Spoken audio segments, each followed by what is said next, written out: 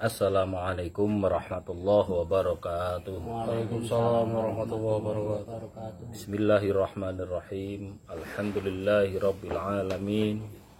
Wassalatu wassalamu ala asyrafil anbiya'i wal mursalin Sayyidina wa maulana Muhammadin wa ala alihi wa sahbihi ajma'in. Amma ba'd.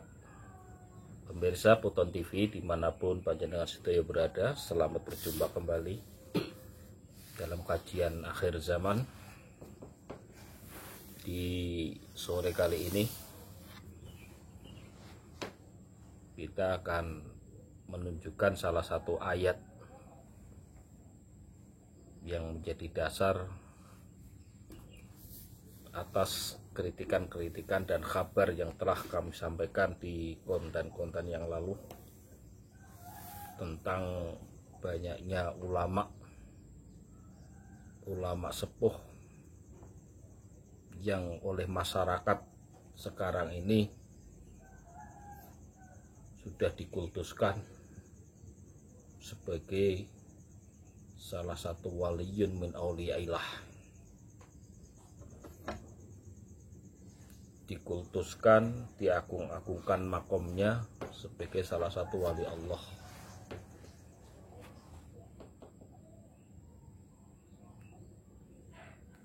Padahal setelah kami ungkap, ditunjukkan oleh Allah tentang perilaku-perilaku di masa lalunya,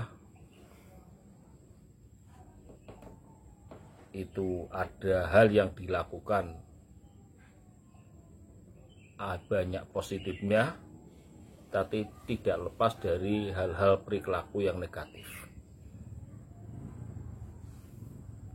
dan sudah menjadi budaya dari keluhuran para santri dan penduduk Nusantara bahwa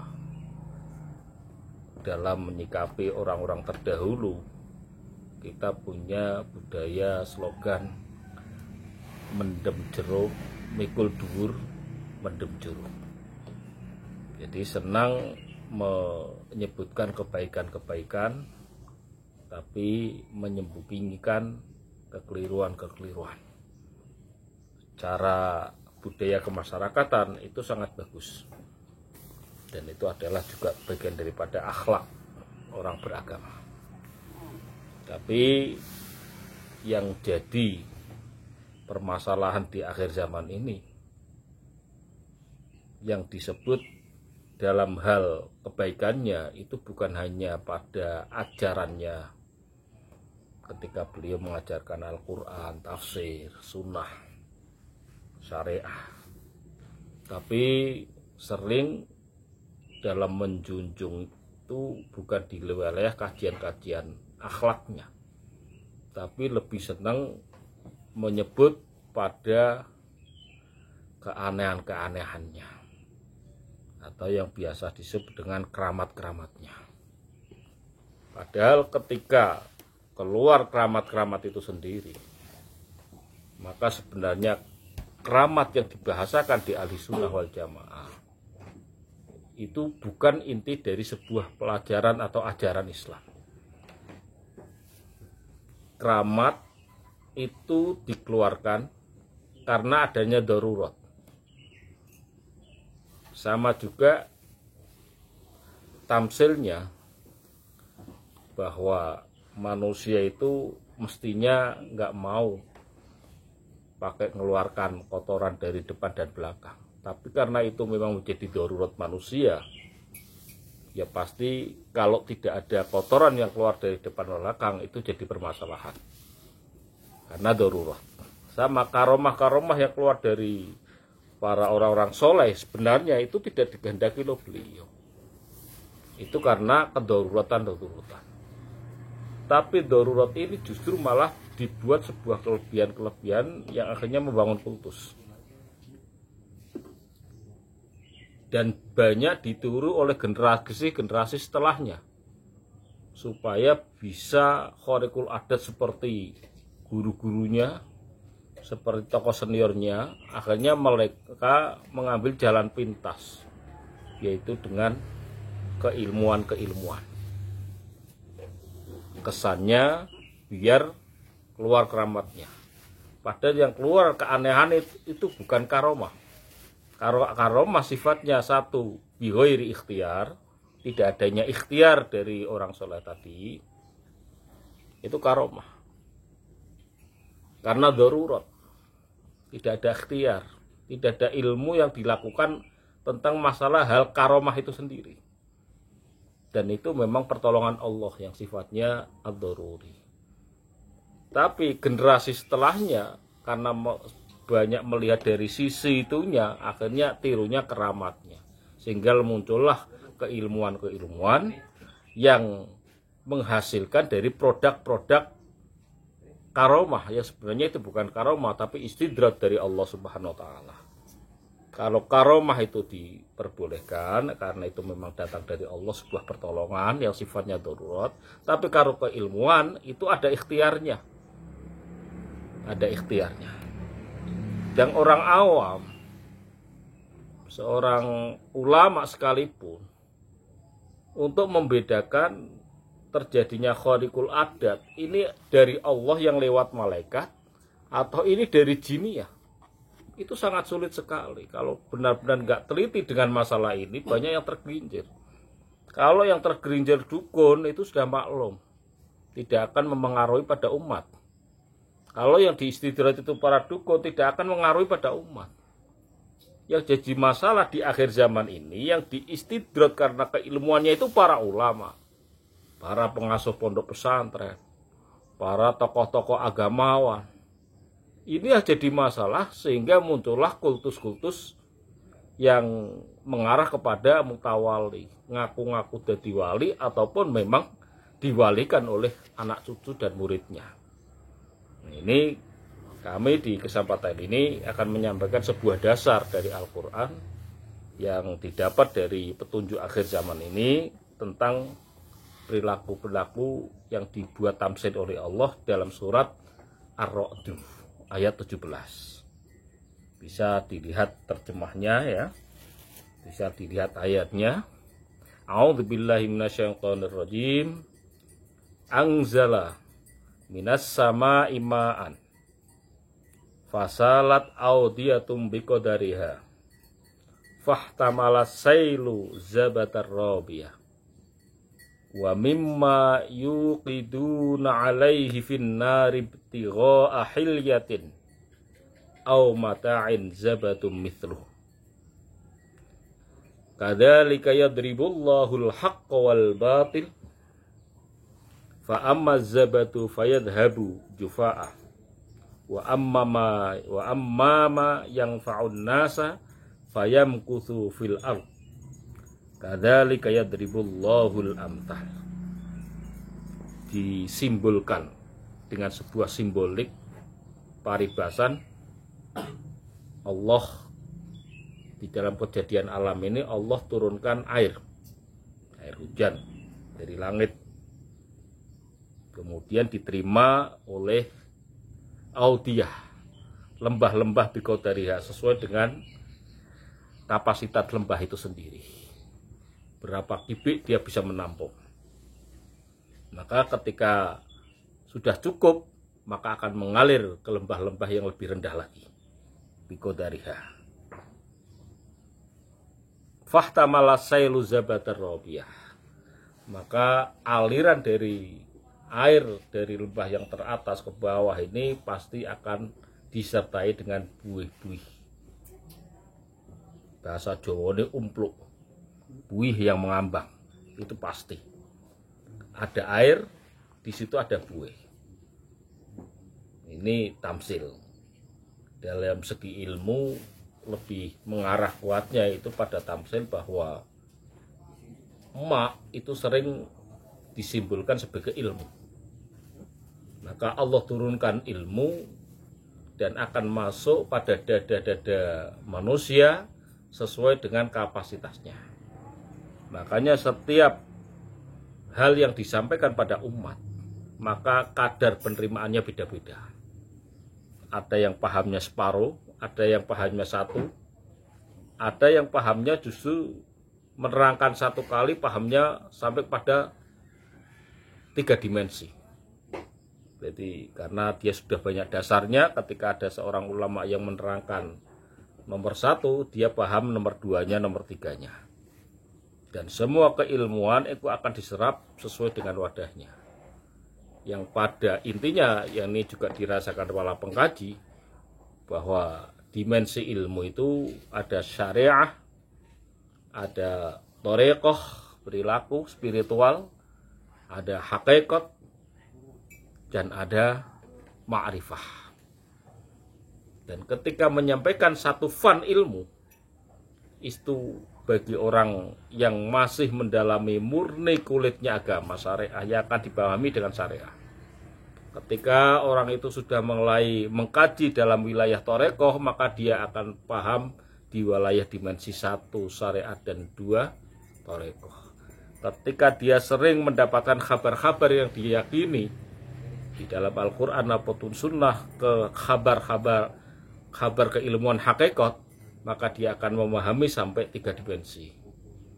Dimensi syariat, thariqah, hakikat. Ataupun yang sering mendapat kabar-kabar pemahaman keilmuan ma'rifat sesuai dengan kapasitasnya tentunya, maka ketika salah seorang pengkaji, para ulama menyampaikan satu fan ilmu, maka dia akan paham menjadi 4 dimensi langsung. Tapi ketahuilah bahwa yang wilayah hakikat itu, hakikat dan marifat itu wilayah khobar, ilmu yakin maksudnya, tidak pada ainul yakin, hakul yakin. Yang pada ainul yakin dan hakul yakin bagi para masyarakat biasa, ulama-ulama, pengkaji spiritual selain Nabi dan Rasul, itu hanya bisa menggapai pada tataran dimensi 1 dan 2, yaitu dimensi syariat dan dimensi spiritual. Kalau masuk dimensi hakikat dan marifat tentunya sudah tidak mampu. Adapun tetap dikaji itu di wilayah keilmuan, ilmu khabar, alladzina yu'minuna bil ghaibi. Jadi mengimani saja, tapi di wilayah keilmuan. Yang pernah kami sampaikan di masa konten yang lalu, bahwa kalau ngoyo sampai ke hakikat pasti akan tergencil di wilayah jiniyah. Tamsil yang sepadan dengan air karena keilmuan ini tamsil wa mimma yuqiduna alaihi finnar, dan bagian daripada sesuatu yang dibakar, ya, mimma yuqiduna, ya kalian semua yang umat ini membakarnya di dalam api, itu akhil yatin au matain, yaitu emas, perak, besi, itu bisa didapat lewat pembakaran. Artinya kalau air itu pasti ada buihnya, tapi kalau matain, emas, perak, besi, itu harus dibakar. Setelah dibakar baru akan ketahuan kulitnya, kulit emas, kulit perak, dan kulit besinya, yaitu dari tanah atau bebatuan. Ini ada kulitnya. Ini Allah memberikan tamsil, yaitu kadzalika yadribullahul haqqo wal batil. Allah membuat sebuah tamsil dari keduanya, air dan perhiasan, itu pada al-haq wal batil. Artinya setiap perkara hak pasti di situ ada kulitnya yang namanya batil. Al-haq ditamsilkan sebagai emas, perak, permata ataupun besi ataupun air, itu adalah al-haq, dan al-batil ditamsilkan sebagai buih ataupun kulit emas, tanah ataupun batuan kecil. Batuan sudah lembut, pasir. Ini al-batil. Dan ini hal yang sudah menjadi sunatullah. Ada hak pasti ada batil. Ada hak pasti ada batil. Dan yang akan tetap di bumi ini, kata Allah, fa'amma zabadu fayadhabu jufa'an. Adapun buih itu akan hilang dari muka bumi ini. Yang dimanfaatkan apanya? Airnya. Wa amma ma yanfa'un nas fayamkutu fil ardh. Adapun yang bermanfaat untuk manusia akan tetap. Airnya akan diminum, buihnya akan hilang dengan sendirinya. Emasnya akan diambil untuk perhiasan, kotorannya akan dibuang tanpa bekas. Begitu juga besinya akan diambil untuk peralatan, tanahnya akan dibuang menjadi sampah. Ini sudah sunatullah. Di dalam ilmu itu juga ada buihnya. Contoh adalah karomah. Ilmu ini butuh amal. Jadi tidak akan selamat orang yang tidak berilmu. Dan tidak selamat orang yang berilmu kecuali dengan amal. Ilal amil. Lah amil kalau dilakukan istiqomah itu pasti akan ada buihnya. Buihnya amal yang istiqomah itu adalah karomah. Dari vibrasi energi yang dilakukan dengan istiqomah akan menghasilkan yang namanya keistimewaan-keistimewaan yang diberikan oleh Allah. Itu adalah muncul dari vibrasi energi amaliyah yang istiqomah tadi. Membuahkan kumparan-kumparan magnet, dan itu ada buih-buihnya. Bukan itu yang akan tetap. Yang akan tetap adalah keilmuannya tadi. Makanya para orang-orang dulu yang mengajarkan Al-Quran, mengajarkan tafsir, ya tetap diambil oleh murid-muridnya, muridnya diajarkan lagi. Itulah Fayam Kutubul Ati sampai sekarang. Dan itu adalah keilmuan dari ulama-ulama sepuh dulu, dari para tabi'in, para sahabat, dari Rasulullah ke sana. Itu keilmuan yang asli. Lah karomah itu buih-buihnya. Tapi justru sekarang yang diambil oleh para orang-orang awam di Nusantara ini karomahnya. Keilmuannya mana? Berapa ribu juta orang yang ziarah ke Wali Songo, ke ulama-ulama pendiri NU, ke Madura dan lain sebagainya. Apa yang ia dapat dari keilmuan yang mestinya tetap pada dirinya? Perilaku apa yang diambil dari sana? Ini kan sudah nihil kosong. Nah, ini makanya kami kemarin saya anjurkan kepada ketua-ketua ziarah supaya mengarahkan jamaahnya. Ini adalah ayat yang telah disampaikan, salah satu ayat di akhir zaman ini. Kenapa ini disampaikan Ar-Ra'd 17? Karena ini ada hubungannya dengan akhir zaman. Akhir zaman ini bukan hanya akhir zaman mengarahkan pada siapa Imam Mahdinya, lahir di mana, enggak. Mengembalikan eskatologi akhir zaman itu ya pada ajaran-ajaran Al-Quran, di mana kerusakan umat ini menurut Al-Quran. Nah, salah satu kerusakan umat ini adalah mengejar buih-buih yang tidak ada gunanya tadi. Meskipun itu harus ada, jangan dikejar, bukan karomahnya yang dikejar. Saya ziarah ke sana biar dapat karamat, karena di sana ada makom keramat. Loh kok yang dikejar keramatnya?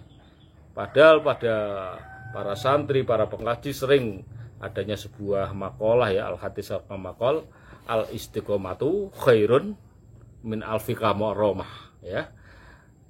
Bahwa istiqomah kontinu dalam beramal itu lebih baik daripada 1000 karomah. Itu kan sudah dibentengi oleh slogan-slogan ke kalam Arabiah yang bernilai tinggi supaya Pak umat ini jangan mengejar keramatnya.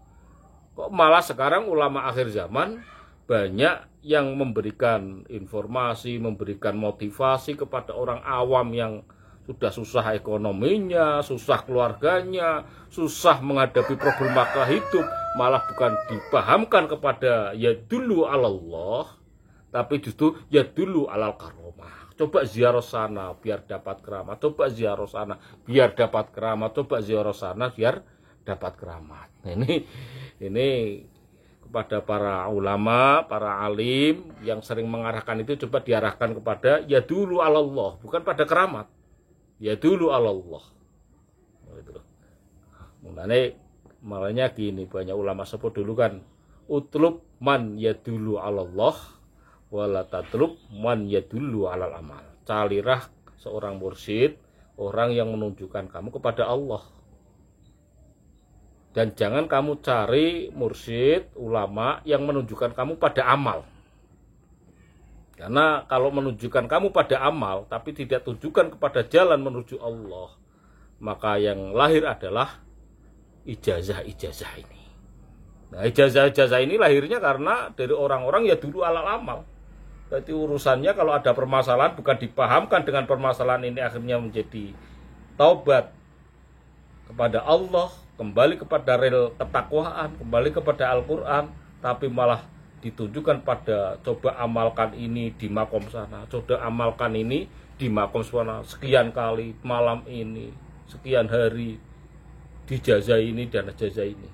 Maka problematika yang kami sampaikan di akhir zaman ini, kami kritisi para ulama-ulama, utamanya ini ya bukan hanya di Jawa Tengah, Jawa Barat, juga Jawa Timur, ulama yang menebarkan nanti akan ada ijazah umum, nanti akan ada ijazah hikmah, itu ala Kediri, ala mana lagi itu, masih Semarang itu bentuk ulama-ulama yang ketinggalan informasi tentang basirun bi ahli zamani.